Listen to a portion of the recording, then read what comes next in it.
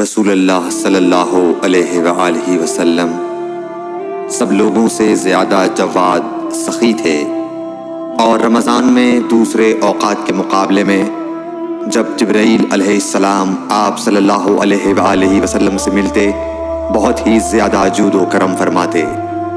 جبرائیل علیہ السلام رمضان کی ہر رات میں آپ صلی اللہ علیہ وآلہ وسلم سے ملاقات کرتے اور آپ کے ساتھ قرآن کا دورہ کرتے۔ غرض حضرت صلی اللہ علیہ وآلہ وسلم لوگوں کو بھلائی پہنچانے میں بارش لانے والی ہوا سے بھی زیادہ جود و کرم فرمایا کرتے تھے۔